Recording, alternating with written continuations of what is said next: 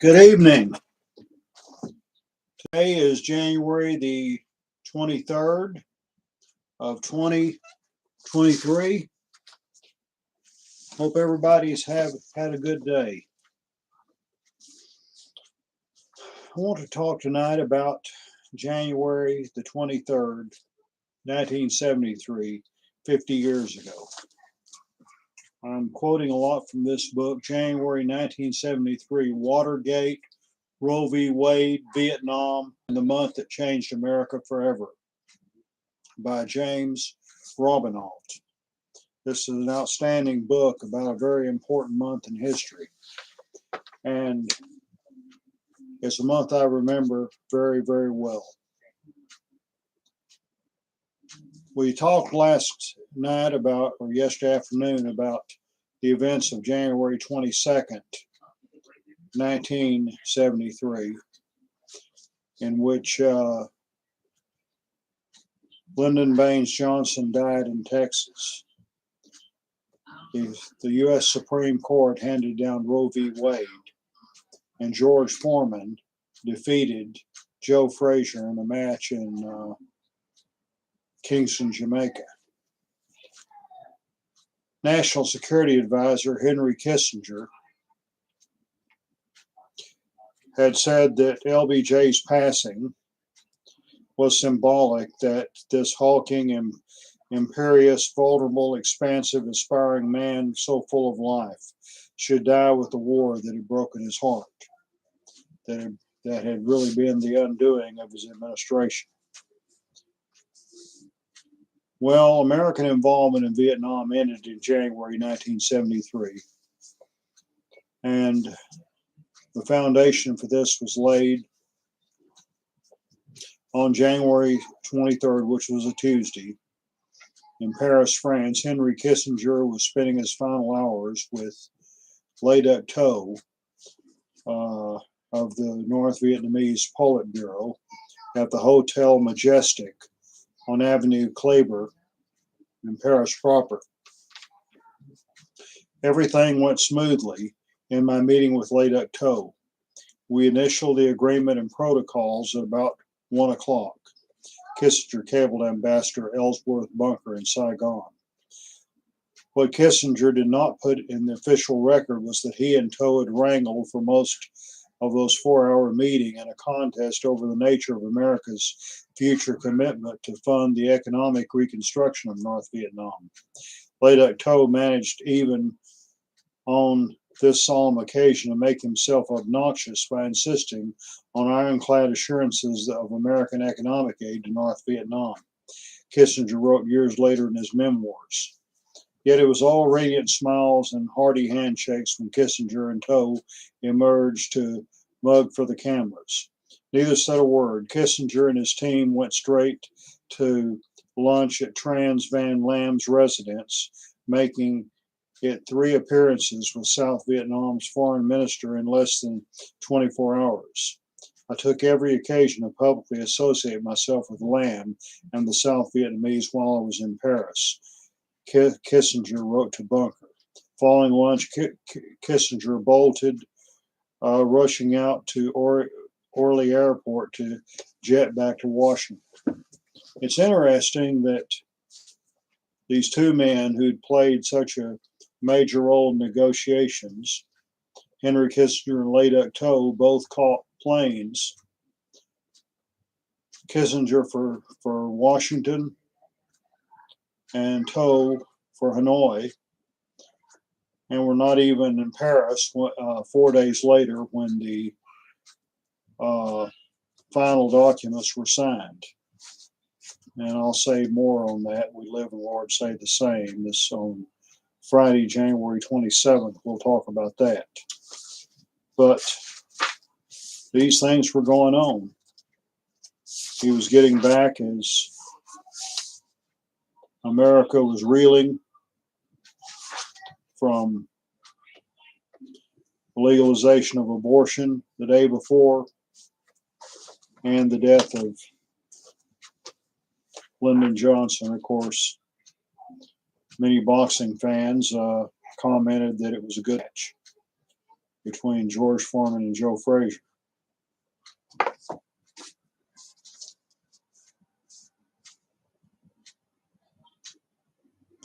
President Richard Nixon, there were about 94 million people tuning in as he came on TV. He apologized for his isolation during the past few weeks, but said it had been necessary to achieve the agreements.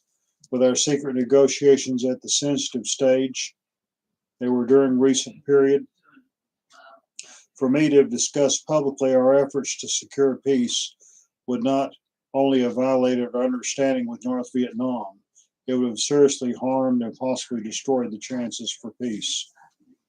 And the key assurances for Tu and South Vietnam were duly included. The United States will continue to recognize the government of the Republic of South Vietnam as the sole legitimate government of South Vietnam. We shall continue to aid South Vietnam within the terms of the agreement. We shall support efforts for the people of South Vietnam to settle their problems peacefully among themselves. Then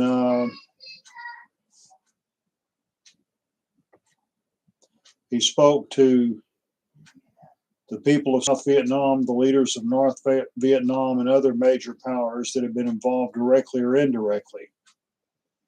The American people and families of POWs who had the courage to stand for the right kind of peace. Finally, he said a brief word about Lyndon Johnson. Just yesterday, a great American who had occupied this office died. In his life, President Johnson endured the vilification of those who sought to portray him as a man of war. But there was nothing he cared about more deeply than achieving a lasting peace in the world. No one would have welcomed this peace more than he. And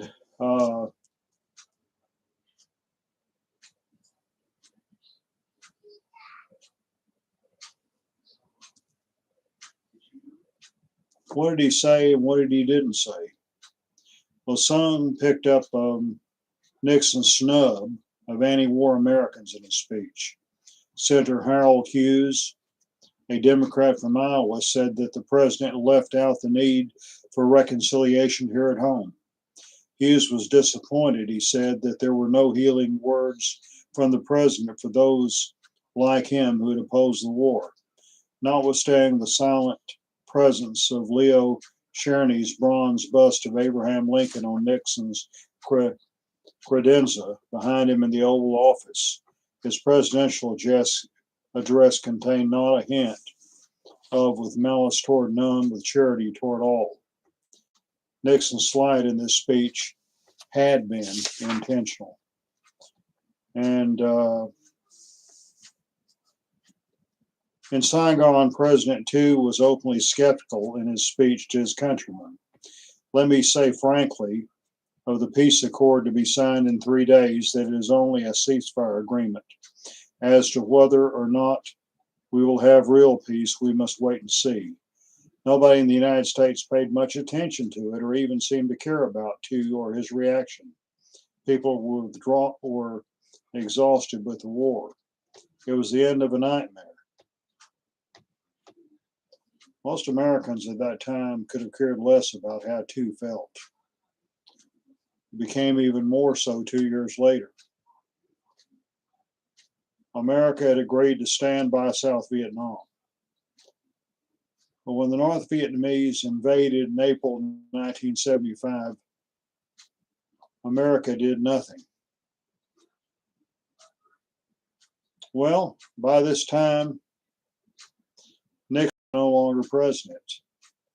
He had resigned as a result of Watergate, and his successor, Gerald Ford, had been unsuccessful in getting Congress to appropriate any more military aid. And so thus the collapse of the Saigon government was inevitable. But again, that would be 2 years later.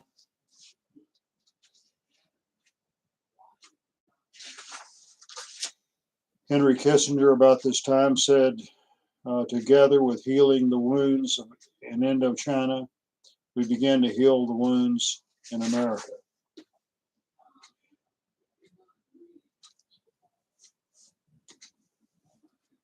And Nixon said something about this time. Every moment of history is a fleeting time, precious and unique. There's a great deal of truth in that. So, this 50 years ago today, they initialed the peace accord. Now let's bring things a little closer to home. There was a lot of publicity over the death of Lyndon Baines Johnson on January 22nd, 1973. And by the way, I read in the book Grassroots, which is the autobiography of George McGovern, the 1972 Democrat candidate for president who was defeated in a landslide by Richard Nixon. It was on August 22nd, 1972, that George McGovern and his running mate, Sergeant Shriver, flew to Texas and had dinner with LBJ and Lady Bird at the LBJ Ranch. And one thing McGovern noticed during the visit was that by then Johnson was wearing his hair pretty long. It had always been very short while he was in office, but he was growing at least down to his collar. And at that time, long hair had become a symbol of protest against the Vietnam War. There were a lot of the anti-war activists wore long hair. And here was LBJ, one of the leading architects of the war, wearing long hair. It seemed quite ironic indeed. Well, a lot of media attention over the death of Lyndon Johnson. Well, there was another death the next day that didn't get near as much media attention, but affected me even more. And that is, hold on a second. Thank you. Hey, look here. Look here. See there? Say hi. Say, hi. This is my great-grandson, Malachi Messiah Prock. Say hi, everybody.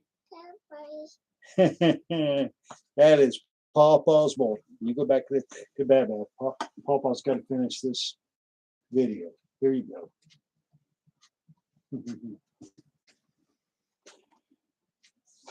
Uncle Gene. Oscar Eugene Uzzell was my dad's youngest brother. And he was born in 1917. And my brother Jim, who's 12 years older than me, a few years ago put together a manuscript that is a combination Uzzell genealogy and autobiography. He did a great job with it. And me has memories of Uncle than I did, but I was close to Gene as well. And describes his experience when he was in World War II. And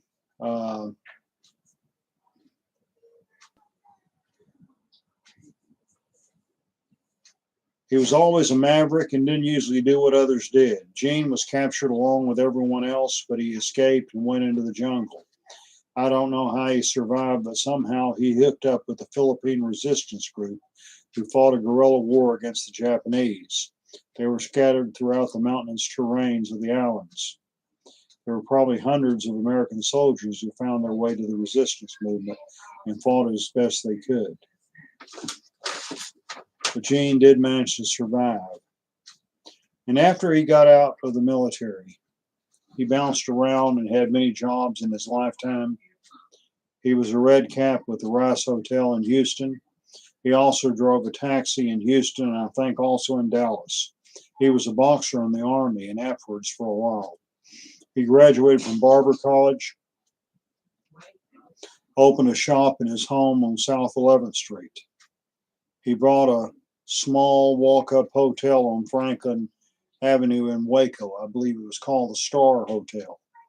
When he passed away, he was in a hotel in some northwestern state while working as a long-haul truck driver. He was a man of many talents and was a joy to be around. Fully agree with that, what my brother wrote. Some people can be labeled various ways. This person's liberal, this person's conservative, this person is this person is that. Gene Uzzell was a man who defied all labels. Gene was just Gene. He was just a very unique person. And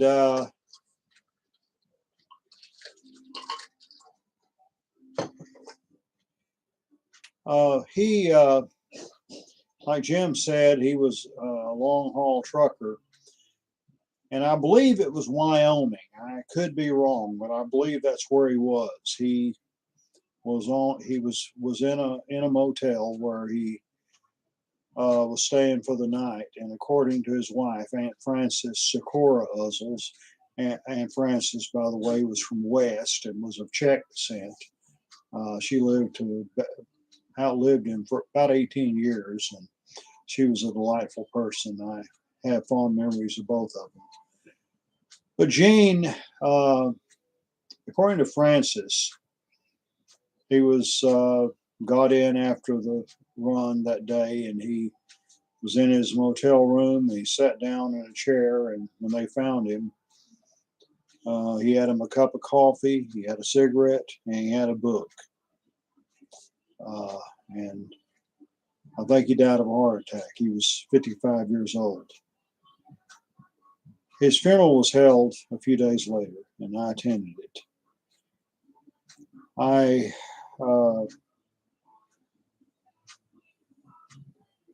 Again, at this time, I was still nursing my wounds. I had been voted out of a church just a little over a week earlier. And it was about this time that I announced it to my family about this. And